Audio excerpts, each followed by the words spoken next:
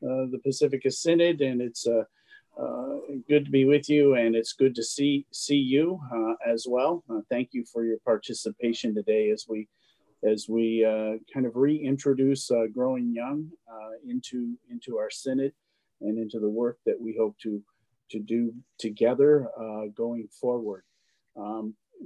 Two folks have been instrumental in this, and I'd like them to just say hello. Terry?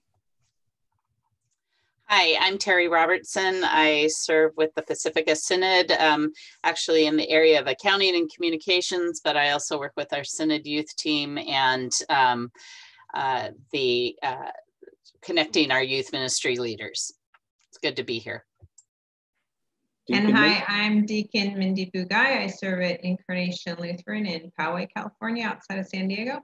And my preliminary role here is youth ministry, but I'm just glad to have all of you joining us today. As you can see, our team is all of 3 people strong. Just to plant a seed, we're always open to folks who might want to join the team. So please don't hesitate to reach out to any one of us. Before we move into a couple other things, I want you to know that this is being recorded.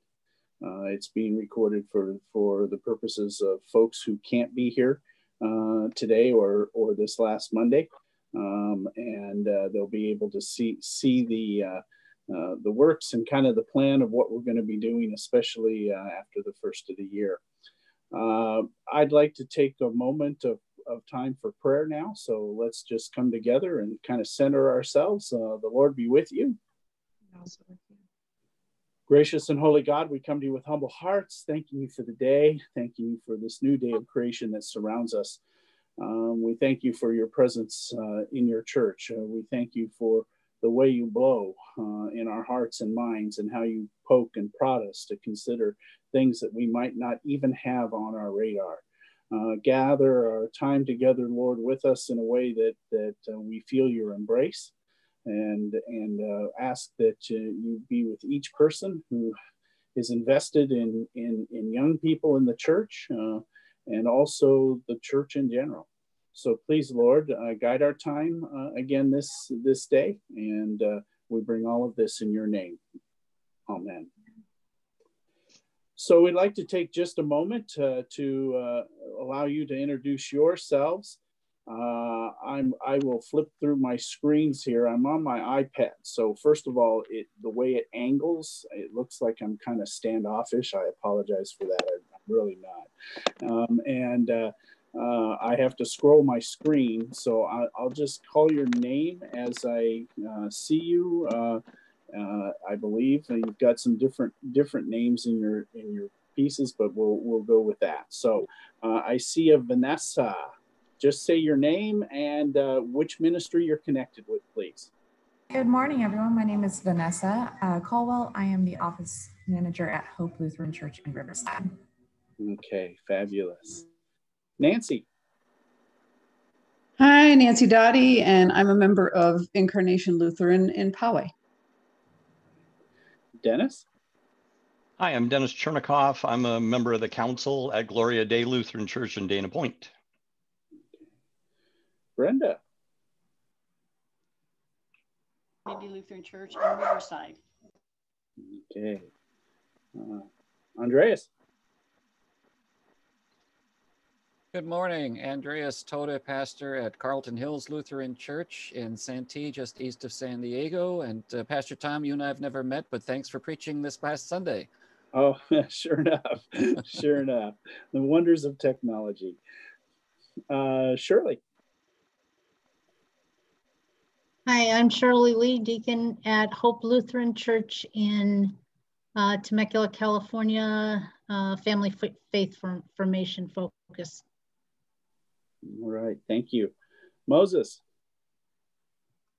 Hi, everyone. My name is Pastor Moses Barrios, and I am in the city of Whittier, California for Shepherd of the Hills Lutheran Church in Crave Life. All right. And I see Jay as a glow in his screen. Jay. Hi, I'm Jay Ignis. I'm one of the pastors at Messiah Lutheran Church in Yorba Linda. Okay. Hold on here. Is this Dina? Dina. Hi, I'm Dina. I work at First Lutheran Church as the administrator and the Caring Hands Food Pantry coordinator, and I am the Synod coaching coordinator. Okay, thank you. Kitty. Hi, I'm Kitty. I'm at House of Prayer Lutheran in Escondido, and I am the office administrator now and the family faith ministry. All right. Becky.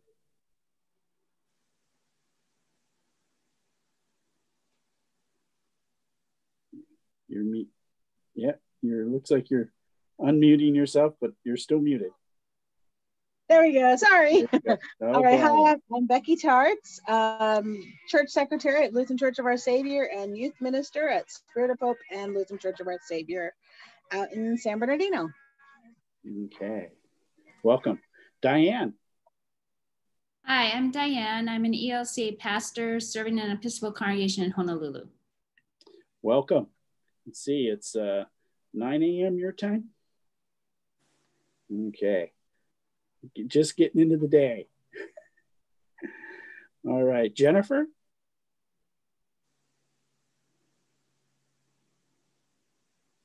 Yeah, hi. I'm from Ascension Lutheran Church in Allied Gardens, San Diego, and I lead their teen ministry, all 3 of our teens. So small but mighty. Good. Jeff? Yes, I'm Jeff Rogers from Messiah Lutheran Church in Yorba Linda, California. I'm a lay leader there where Pastor Jay Agnes is at. All right. Welcome, Jeff. Thank Pastor you. Nate.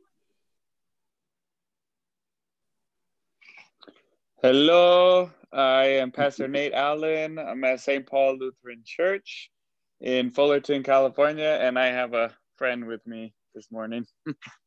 It's great to have him here, and your family is taking this growing young thing really seriously. I appreciate that. Jennifer.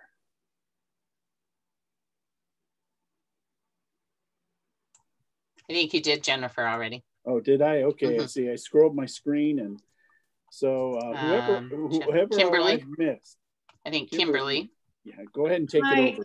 Hi, I'm Kim Parker from Messiah Lutheran. I serve on council there in Yorba Linda. All right. Terry, go ahead, because I have no idea because they're rearranging as I scroll. I think we've got everybody. Is there anybody we missed?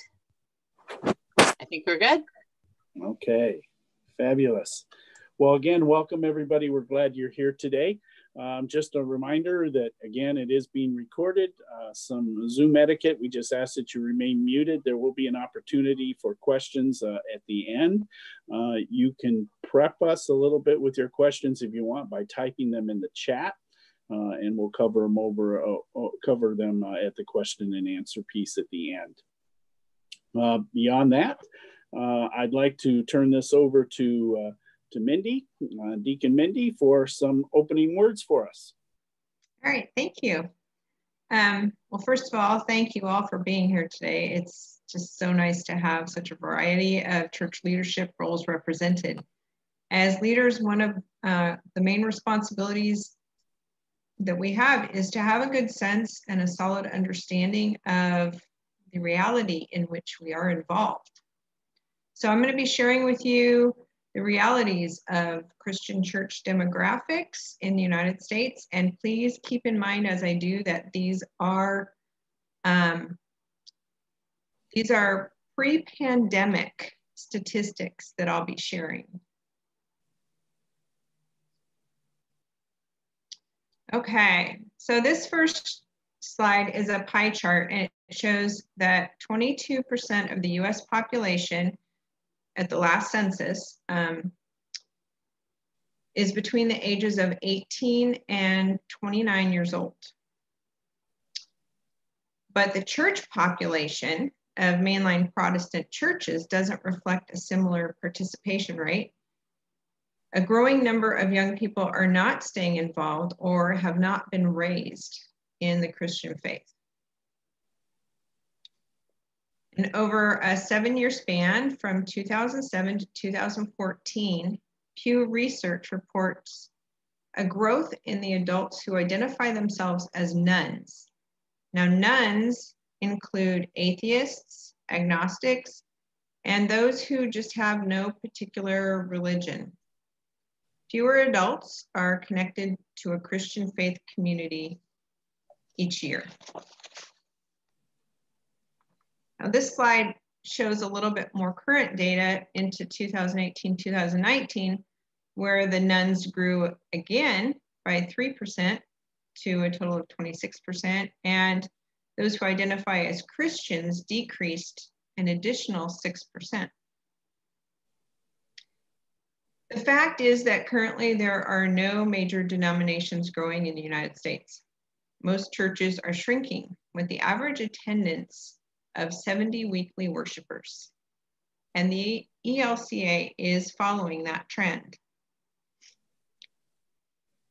If current membership trends continue, by 2033, the ELCA will be about half of its 2017 size, and by 2050, it will be very small. It is said that if your church does more funerals in a year than baptisms, there's a problem. And over half of all of the ELCA congregations have not had one baptism in the past year. So our church populations are growing older and getting smaller. But even amid all this bad news, there is still hope. These trends can be changed. Growing young is not about changing youth ministry. It's about changing our church cultures. So we want to share now a video that shows how a simple shift in one's approach can create a significant change in a church culture. The video is entitled, "People Are Not Projects."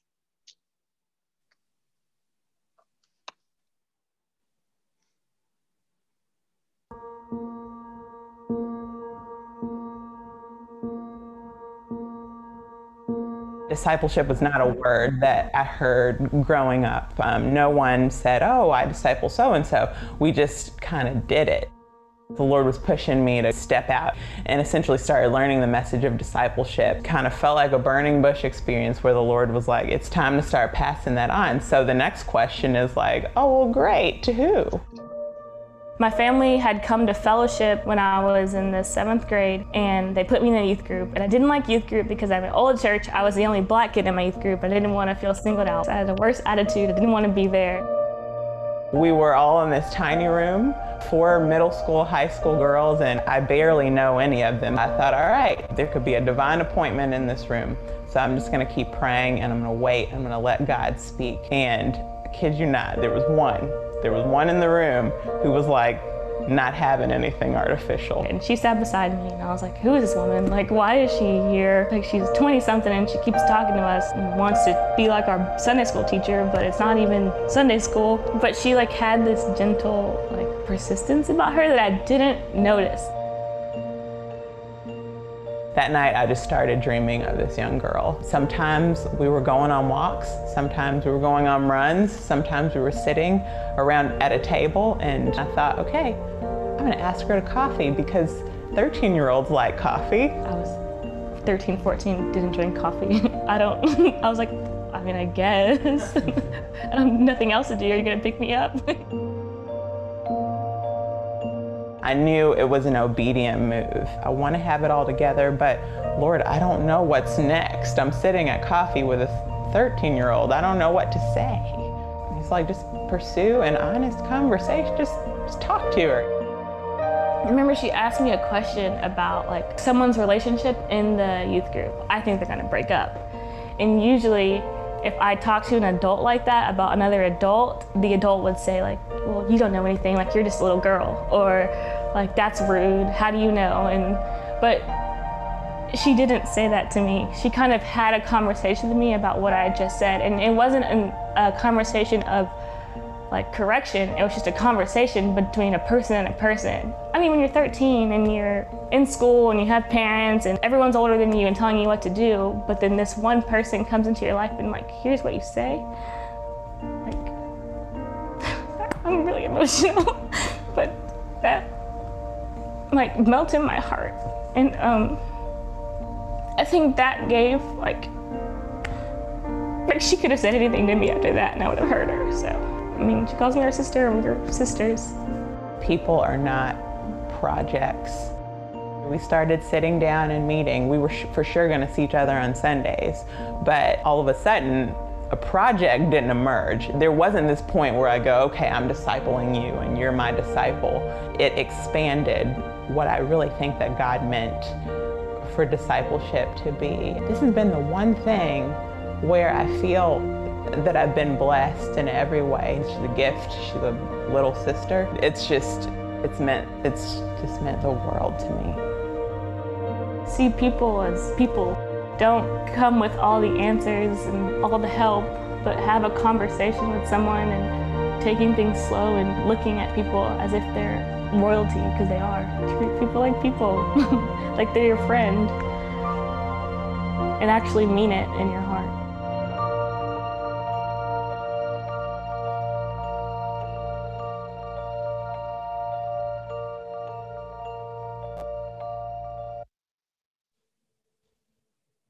It's a great video.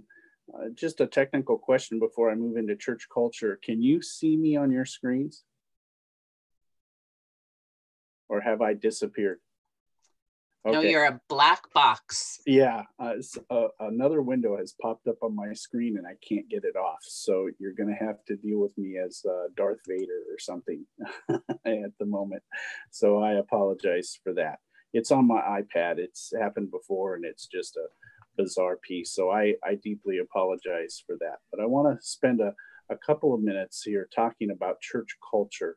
And when I talk about church culture, there's a culture in our identity in terms of the ELCA as a mainline Protestant church, but there's also your culture in your particular congregation. And oftentimes that culture is one of those unwritten types of rules and things that go on. You know, you have your upfront congregational meetings and things like that, and then you have your parking lot conversations.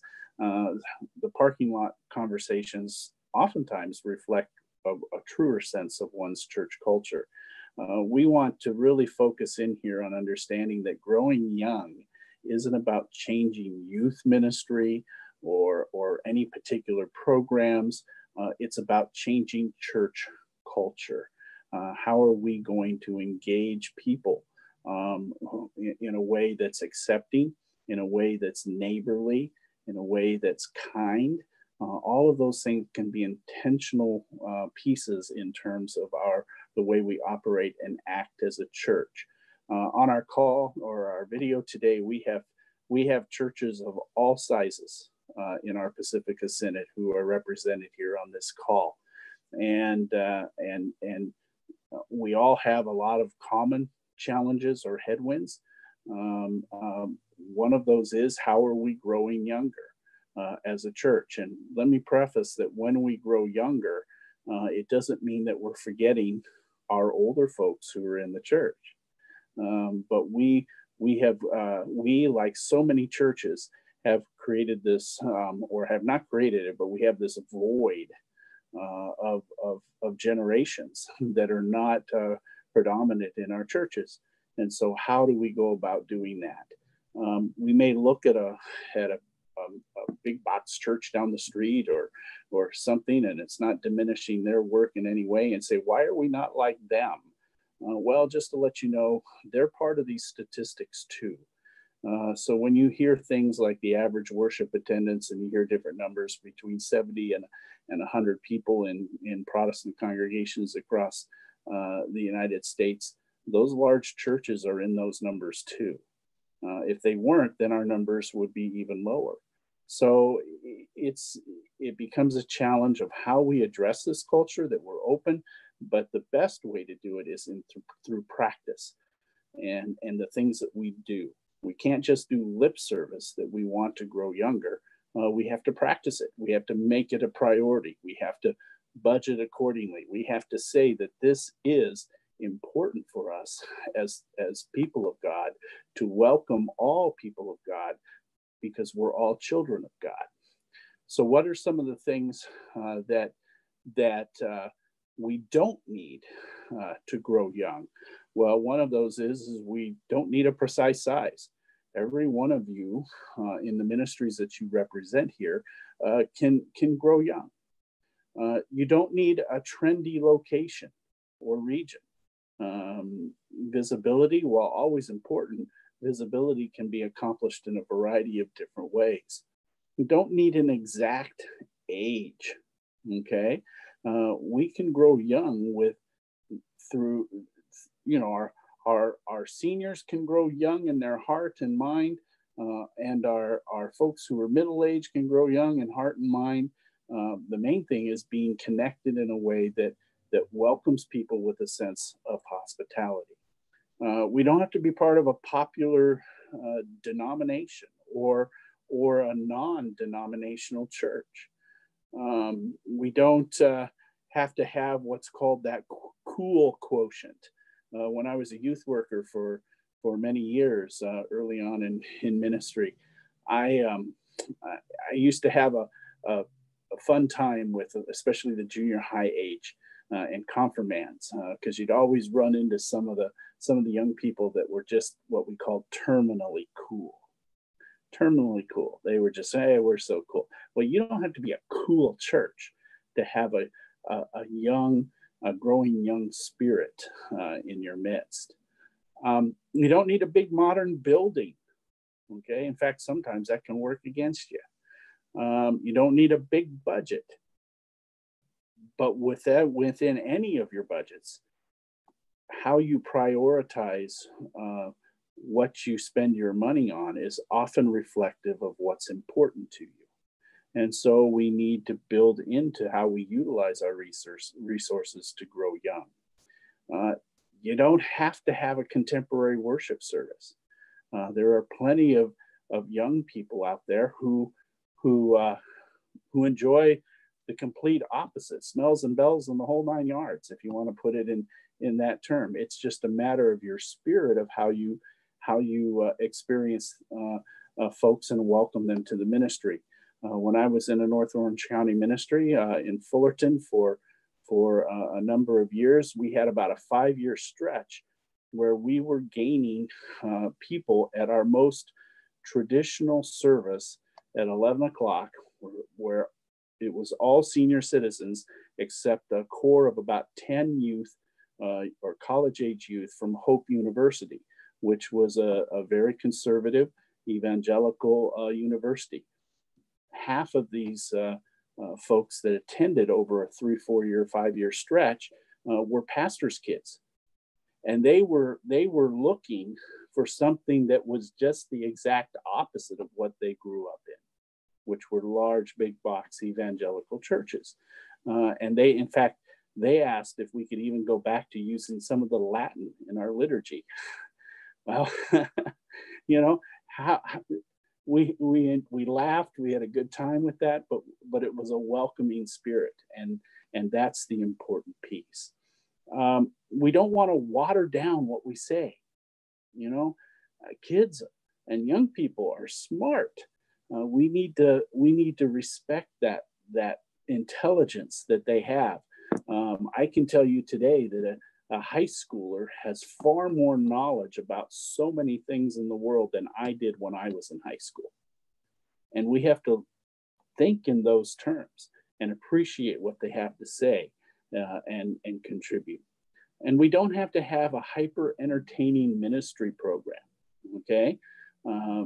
Some of that's just not possible because of resources, but it's not what eventually allows people to dig deeper beyond the surface.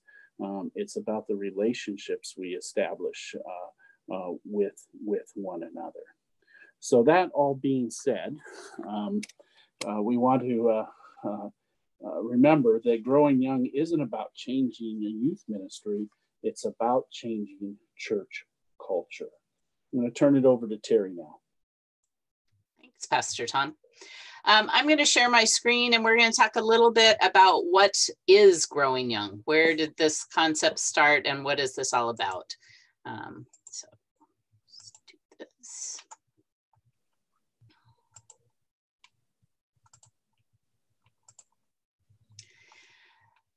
So I'm sure that we all have heard or even asked the questions or made the comments. How can we keep our kids involved after confirmation? Where have all the young people gone? How do we get them to come back or get them to come in our doors, through our doors? A few years ago, Fuller Youth Institute in Pasadena studied the bright spots in congregations. They studied 250 exemplary churches doing remarkable work with young people. Young people identified in their studies as the 15 to 29-year-olds. They chose this age group because it was the range of ages least present in the church. And what they found was both surprising and hopeful. What they found is that a church that is effective with young people is one that is involving them in the congregation community, as well as helping them develop a vibrant faith in Jesus Christ.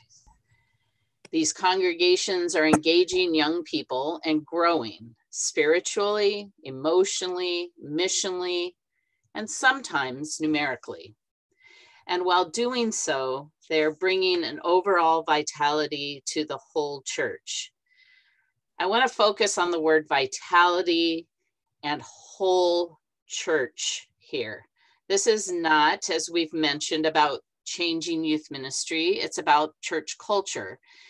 This doesn't leave out the older members of the congregation involved. In fact, it engages all of the congregation together in relationships. When we saw the video earlier, one of the comments that the young person in there made was that she found someone who heard what she said. This is about hearing and acknowledging our young people for who they are and what they bring to the table.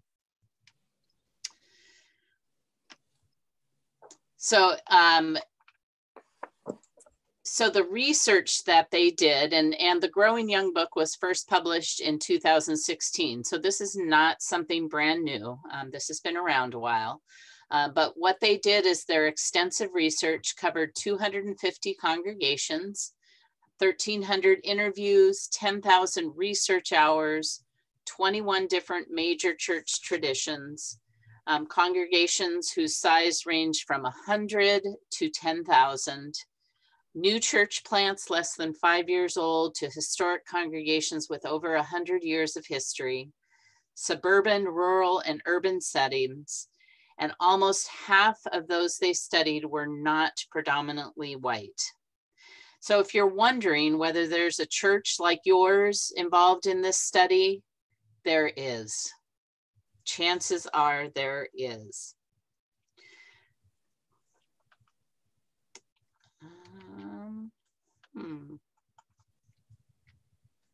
So I'm not getting my next slide, so we'll just wing this. As part of what was sent out ahead of time, you received a link to a document that showed a wheel. And that is called the Growing Young Wheel. And after all this research data and hours, Fuller identified 6 core commitments of churches that weren't shrinking or aging, but growing in involving and retaining young people. So I'm going to share a video with you of one of the authors of the book. You may have heard of her, Kara Powell of Fuller Youth Institute, who's going to share briefly about these 6 core commitments.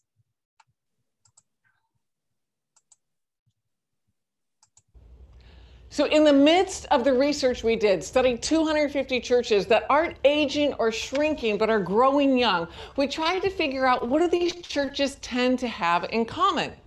And as we ruthlessly combed through the data, as we ruthlessly reviewed the stories and insights of young people, of parents, of pastors, of congregational leaders, of congregation members, we realized this, that we can distill what helps a church grow young into 6 core commitments. 6 core commitments that these churches tended to have in common. And we actually realized that they kind of form a wheel. You can think of all 6 core commitments making a circle that we call the growing young wheel. Now, I want to call your attention to what's in the very center of the wheel. In the very center of the wheel is Jesus-centered community. Every single church that we looked at was grounded in the truth, in the life, death, resurrection, and teachings of Jesus Christ. That was at the center of who they were and what they did. And I also want to call your attention to what's outside the growing young wheel. We love how in the midst of these churches having these 6 core commitments in common, these churches, they lived out those core commitments in different ways that match their context. And that's what each of us need to do also. I'm constantly trying to figure out, how does our research, how do the stories and practices of other church relate to my church? And we want you to do the same. Now let's do a brief overview of these 6 core commitments, the 6 qualities, the 6 characteristics, the 6 traits that these churches that were not aging and shrinking, but were doing incredible work with teenagers and young adults had in common. We'll start here at about 1 o'clock on the growing young wheel. These churches had amazing leaders. But what these leaders had in common is it wasn't that they were hip, it wasn't that they were cool. And by the way, my teenagers say just the fact that I use the word hip means that I'm not hip myself. So they weren't hip, they weren't cool, but they were keychain leaders who handed keys of influence and opportunity to the young people around them, to the teenagers and young adults around them. Not only that, but moving on to the next core commitment, these churches were empathetic.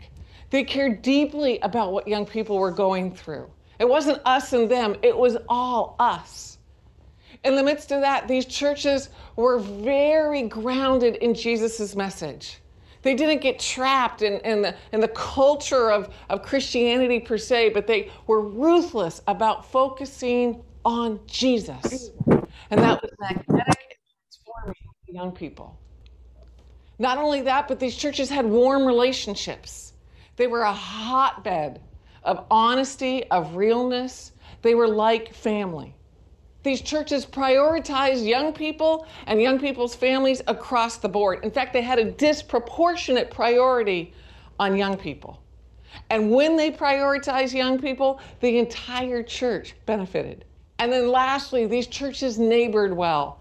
They were committed to loving and serving in their local neighborhood, in our country, and in our world. These are the 6 core commitments. These are the 6 core qualities of what the churches in our research did and what your church can do in order to grow young.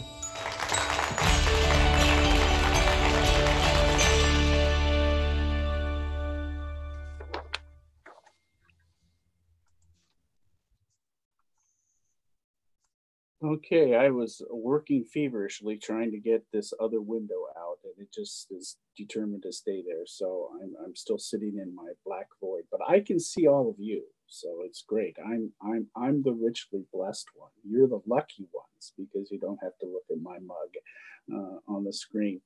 So I want to thank Terry and Deacon Mindy for their work in this again. And you've seen some videos, and our time is quickly coming upon us. We want to take a moment to ask you or to allow you to ask some questions of us, and what will be we'll share at the end of the question period our moving forward steps as we go forth with this in our synod. So questions, thoughts? Go ahead and unmute yourself and send them our way. I didn't see anything in the chat when I checked a few minutes ago, so go ahead and ask your questions.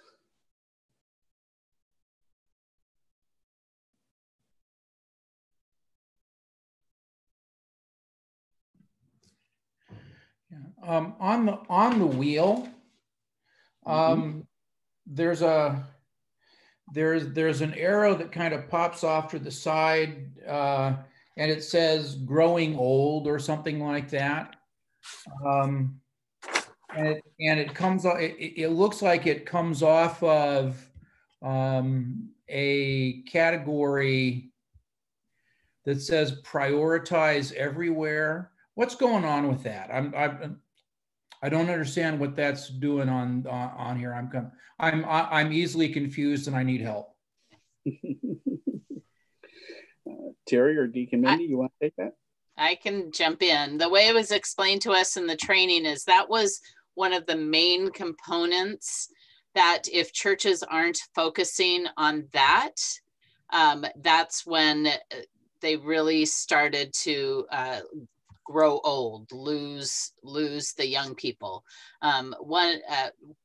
Mindy and I attended a training with one of the writers of the book, and what he said is if you prioritize young people everywhere and focus on empathy, if you focus on those two things, the other things will fall into place. So and Mindy, you can correct me if I'm wrong, I'm just thinking the way they described it is that one core commitment was one of the key ones for congregations not to grow young. So in many ways, it's recognizing the reality around you. Again, that's not to be confused with that folks who are older are not still priorities in the congregation. They're still very much priorities in the congregation. It's just what has the culture done to help contribute, not to prevent, but to help to contribute to the fact that younger generations are not engaging with the church. And we can make all kinds of assumptions about what the world's doing and all of those things out there. That's not our job in this time. It's to look at ourselves and say, okay, how can we adjust so that we can invite and engage young people? And that engagement might very well not happen on your church grounds. You may have to go out into the community and engage these younger generations in different ways. So I wonder, does this have to do with the vitality around, I think it was you, Terry, who mentioned vitality comes to the whole church. Is this somehow then connected to this idea of youth being prioritized in everything? Yeah, yeah, and it's the building of relationships in your congregation, and I look at prioritize everywhere is that we're always thinking of this when we're planning things, when we're doing things, when we're looking ahead, that we're saying, where are we prioritizing or even thinking about? So many times in our congregations, we're not even thinking about something that we've always done and how that affects the young people in our church or how we've included them in that. And so the vitality, when you've got these relationships, and again, I'll refer back to the video of the two people, both of them benefited from that relationship. It wasn't just, okay, the younger person felt included. It benefited the person that was in relationship. And as we work in our congregations to develop relationships, it needs to be intergenerational, not just, okay, we're with our age group. Think of how many times our youth group is a separate component all off in their youth room, or they have their youth Sunday. They're not interwoven in the daily lives of our congregation. But that takes us really thinking about it and being mindful of that when we plan and when we look forward to things and when, everything we do.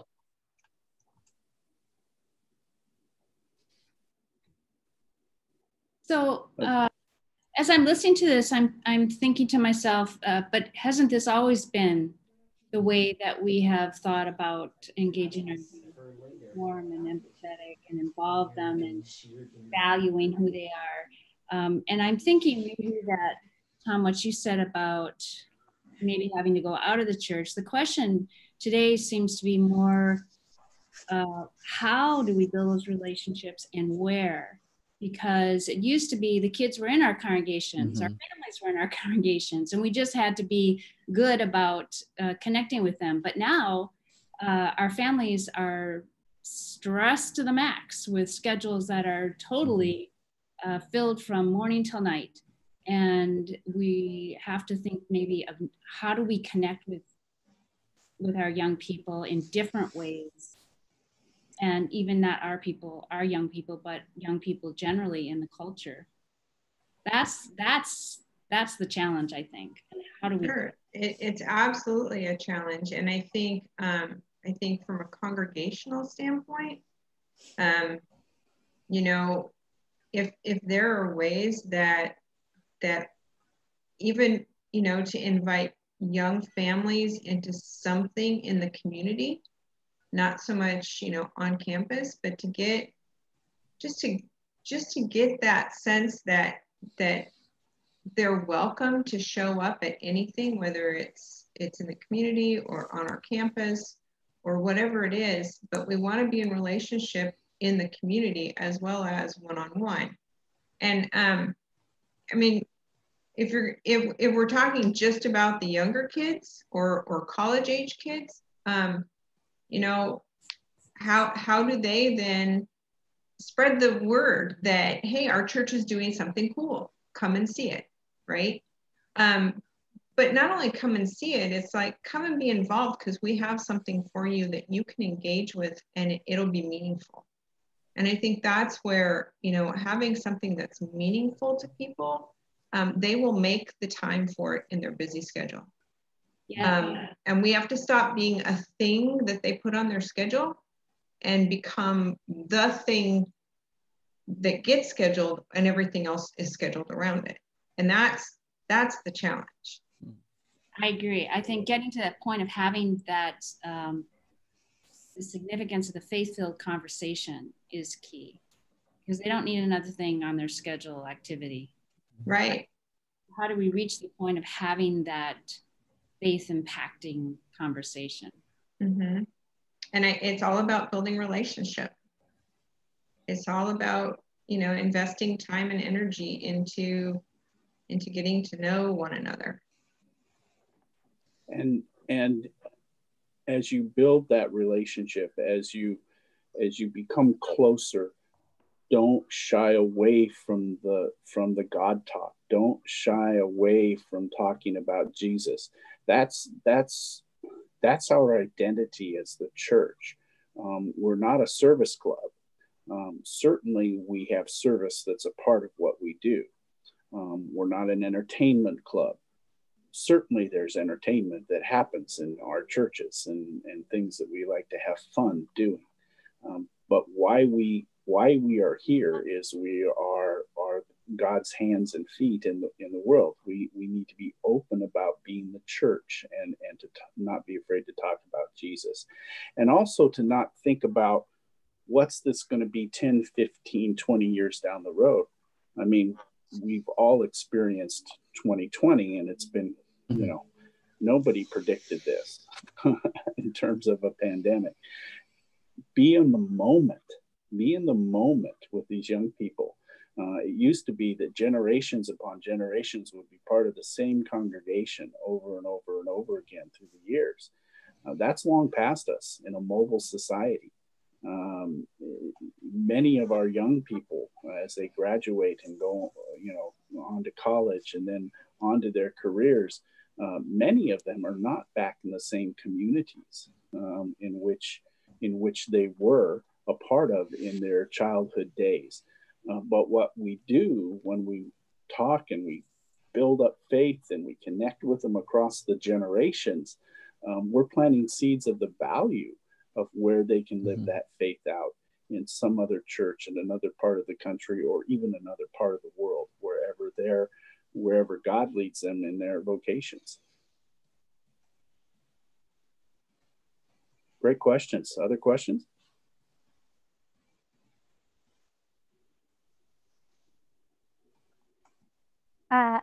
I have a question / statement slash conversation starter. I've been working with with the 3 teams, and what we started doing actually at the very beginning of summer, once they'd finished with sort of the spring term of school that was like, you know, just thrown into the pandemic with zero planning whatsoever. And we just meet once, we meet once a night or once a week on Sunday nights, and we have been building fellowship. That's really been the priority. And every week I invite a different person from the church. We started with the elders, like the people who are like 90, you know, to kind of talk to them about, you know, what it was like when they were growing up. And the teens actually had some interesting questions. Like we're asking things like, you know, you know, the riots that are happening in the streets right now for civil and social justice, how did that compare to what you witnessed in the 60s? Or, you know, what segregation did you see when you were growing up? Like that kind of thing. And we've scrolled through different people in the congregation, and we've found some really great relationships. There's, you know, one of the teens found out that her passion that she wants to study in college is the same thing that the pastor's wife studied, environmental law. And so she's super fired up about like, oh my gosh, here's somebody who could be a mentor to me, that kind of thing. So we've been trying to build those relationships literally one person at a time. And I think that that has been great, and that has been, you know, as part of the wheel, like we have really been building that warmth and that fellowship and those relationships, where I think that once we go back to in-person worship, it won't just be, you know, after the service when there's like coffee hour, social hour, that the teens like go into a little room with their phones and all the old people are talking at the tables. Like I think there will be more of a cross-generational mix conversation. But what's not on the wheel, and what I think our teens are desperately missing, because we are a small congregation, like many of you might be, and there literally are 3 of them, is that they feel so isolated from any other teens going through what they're going through.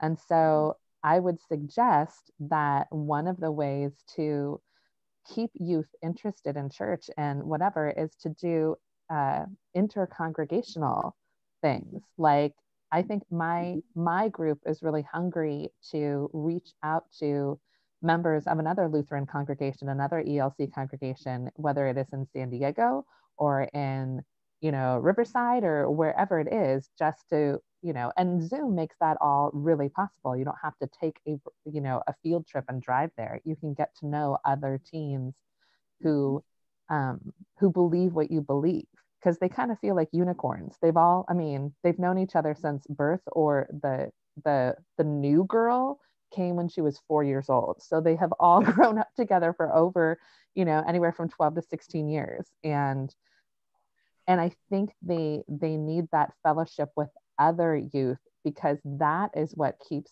people from leaving the church. Like we're asking a lot, like, why can't we keep anybody in the church? And it's because they don't feel like they may not know that there's other people that they can look for. Like when they go to college, there's other Lutherans, or there's other ELCA kids, or there's, you know, like they might not, they don't have the skills to keep finding those relationships when they're somewhere else. So I don't know if there's some sort of congregational partnership or whatnot that can go on, but that is something that I know that my youths are asking for, because when they went to the Houston gathering, that was like mind-blowing. There were all these other kids who feel the way they do, and that are, you know, excited about Jesus, and that believe exactly what, you know, and that, I don't, you know, they just didn't feel so alone, as opposed to like these 3 kids who, like, they are a tight-knit family and they need their family to get bigger. And I don't know that that's going to happen in the pandemic in our church, but it could happen with other churches. I know we're pressed on time, but I'm just going to share this now because you brought it up. I have, along with another pastor in our synod, have been in conversation in the last month with our partners in Southwest California Synod and Sierra Pacific Synod. And on December 5th, we are going to host an event that online on Zoom that is for youth across from the 3 synods to start something for 2021, where we'll get these youth together to talk about culture and race and diversity. Because this pandemic makes that possible.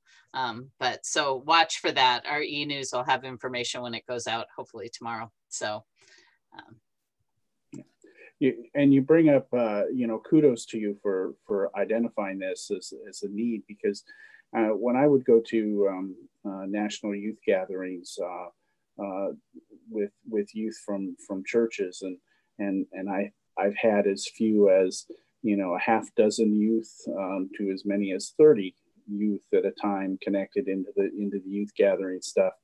And we always we always partnered with other ELCA churches to do that. And we would travel. When I was in Columbus, Ohio in particular, we would drive to Atlanta, we'd drive to New Orleans, and we would put into that mix a service project somewhere in another state.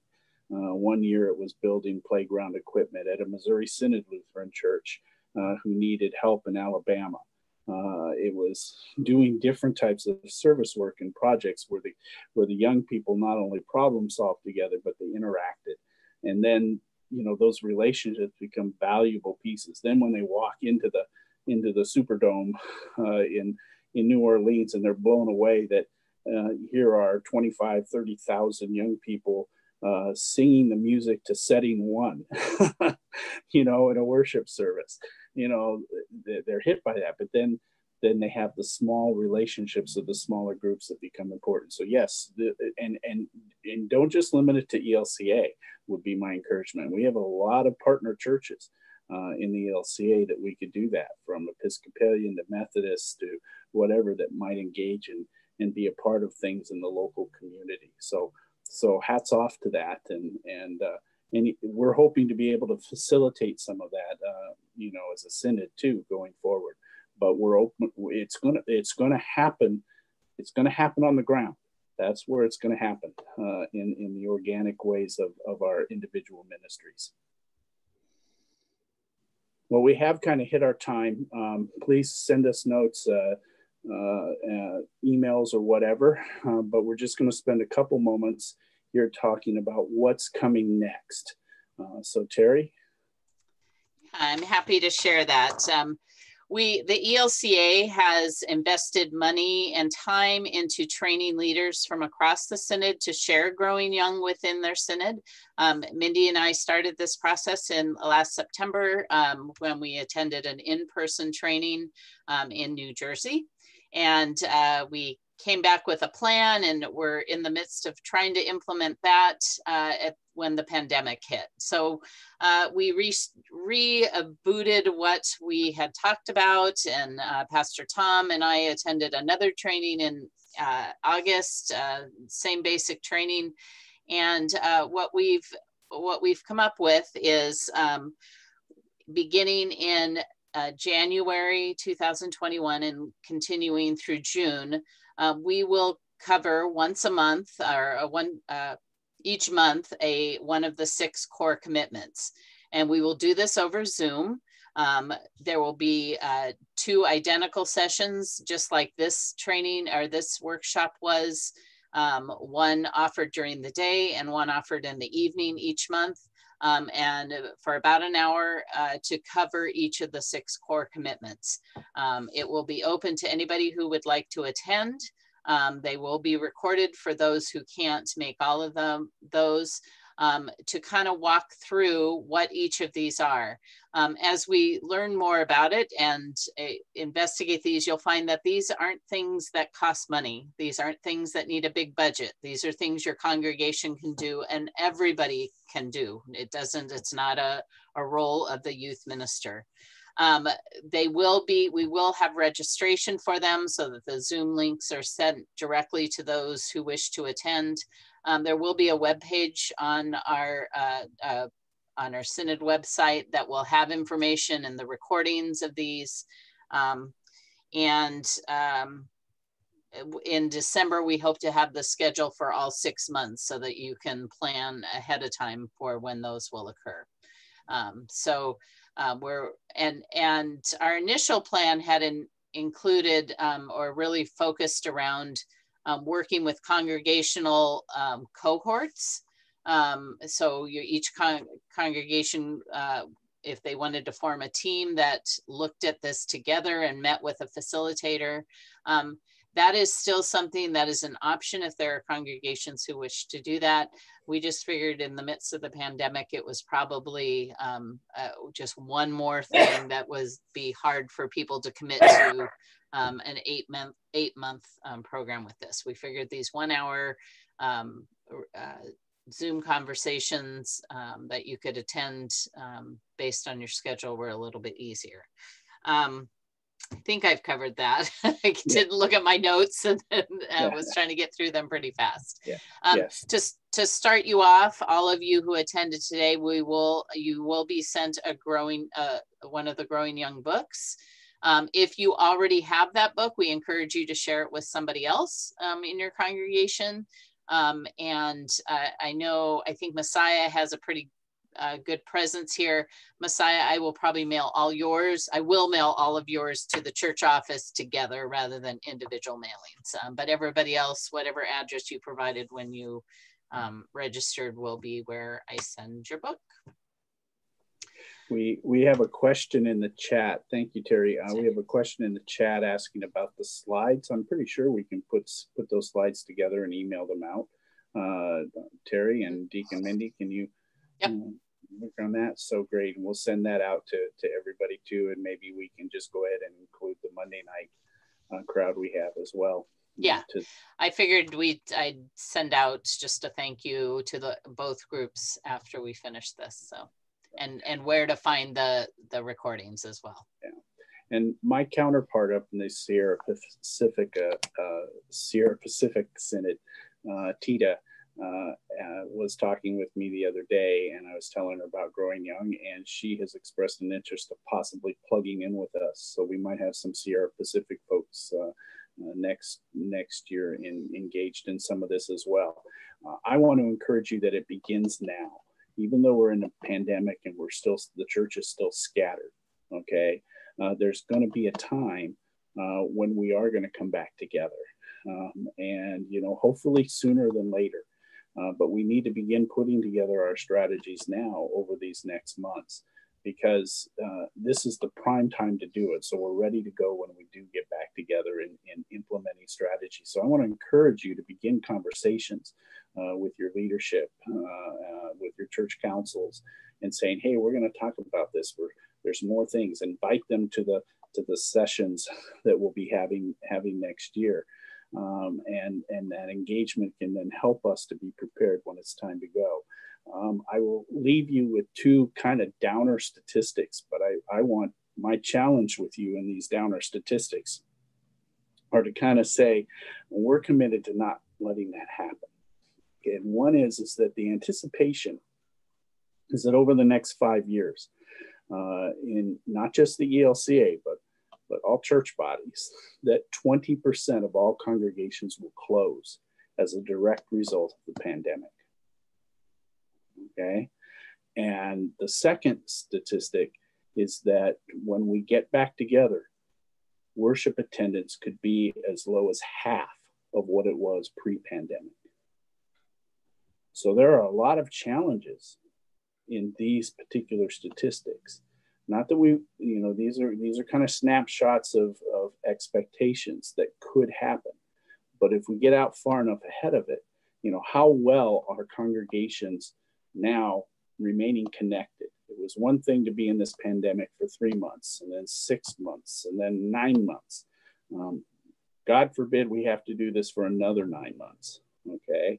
But how well are we remaining connected with one another, even though physically we aren't getting together?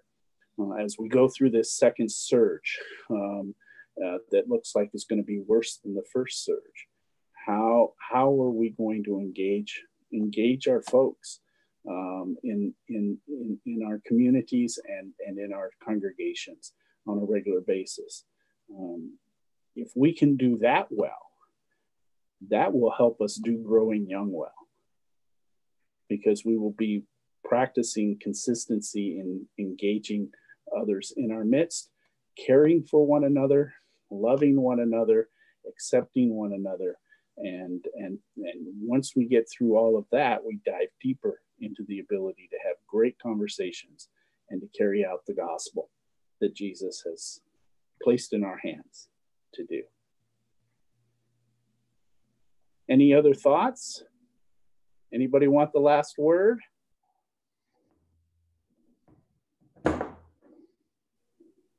Anybody want to pray us out?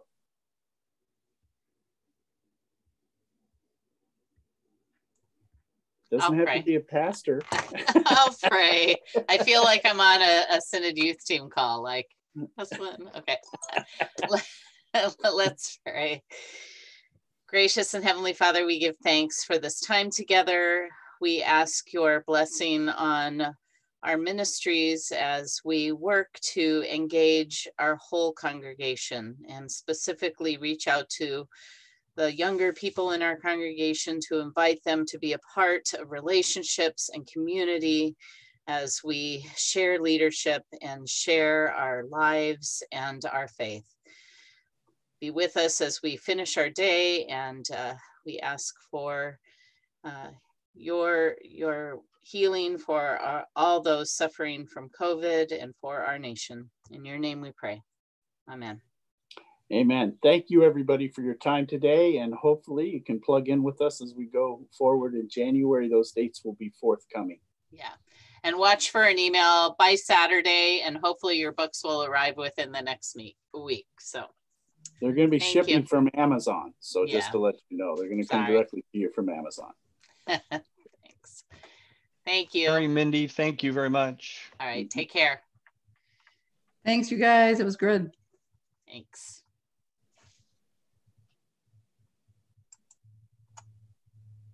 Thank you.